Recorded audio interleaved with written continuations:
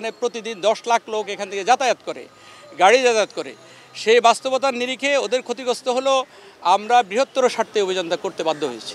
এই রাস্তা থেকে আমরা যখন প্রতিদিন 4 বার করে অভিযান চালাই, দেখি যে মুহূর্তে ওনারা চলে যায়, আবার কিছুক্ষণ পরে আবার আসে, তখন আমরা জানতে পেরেছি এগুলো ভিতরে ঢুকে। এখানে অভিযান চালিয়েও মোটামুটি অনেক প্রশ্ন তৈরি হয়েছে। আপনারা সড়কের অনেক অব্যবস্থাপনা রয়েছে, অবৈধ পার্কিং রয়েছে, যত্রতত্র গাড়ির অবস্থান রয়েছে। তো এগুলোর কারণে প্রতিনিয়ত যানজটের মুখোমুখি হচ্ছে আপনার 2 কোটি 2.5 কোটি নগরবাসী। ফিটনেস আমরা আজকে আগে এখানে হাত না দিয়ে এখানে ঢুকছেন কেন একটু বলেন। আমরা ফিটনেসবিহীন গাড়ি, লক্ষ্যচক্কর গাড়ি, তারপরে অবৈধ পার্কিং সবগুলোতে অভিযান চালাই। অভিযান যে চালাই তার একটা বড় নমুনা হলো গত 21শে অক্টোবর থেকে 4 নভেম্বর। আপনারা জানেন এই 15 দিন ট্রাফিক পক্ষ চলেছে। এই 15 দিনে আমরা 24,500 গাড়ির বিরুদ্ধে, এখানে অবৈধ গাড়ি পার্কিং আছে, তারপরে এই ফিটনেসবিহীন গাড়ি আছে, রং চটা গাড়ি আছে, তারপরে রুট পারমিট ছাড়া গাড়ি আছে, তারপরে গাড়ির দৌড় প্রতিযোগিতা আছে, তারপরে হলো মোড় দখল করে গাড়ি আছে, সবগুলো যে অভিযান চালিয়েছি। এখন আপনারা হয়তো আজকে এটার প্রেক্ষিতে আমাকে এই প্রশ্নটা করছেন, কিন্তু আমাদের অভিযানটা নিয়মিত চলে, সব কিছুর বিরুদ্ধেই চলে। আজকের অভিযানটা পরিচালনা করার কারণ কি? আজকের অভিযান পরিচালনা করার কারণ হলো এই রাস্তায় আপনারা নিজেরাই বলছেন যে এই যে হকারের কারণে এখানে গাড়ি চলতে পারে না। আমরা আজকে চালাই না, এটা প্রতিদিনই চালাই।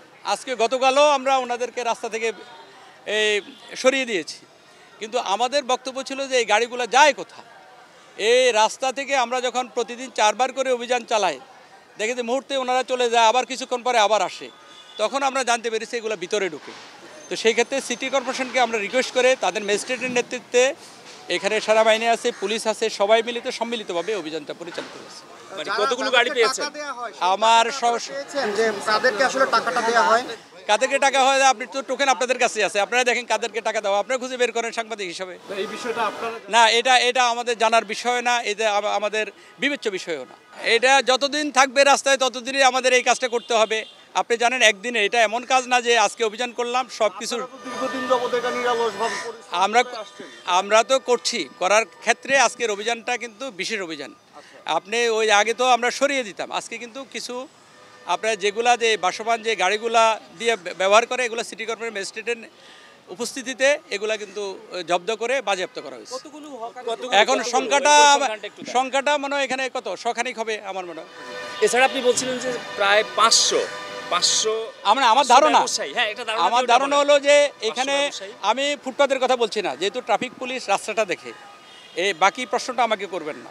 ট্রাফিক পুলিশ যেহেতু রাস্তা দেখে, রাস্তায় যেন হকার বসতে না পারে, এখানে সংখ্যা হয়তো ধরেন 500 বা 1000, ধরেন 1000ই হলো, তাদের সাথে ফ্যামিলি মেম্বার যদি আরও 4 জন করে হয় 5000 লোক। এখন আমরা এই 5000 লোকও তো গরিব মানুষ, ওরাও তো এখানে রুটি রুজির একটা বিষয় আছে, এটা ক্ষতিগ্রস্ত হচ্ছে, এটাই বাস্তবতা।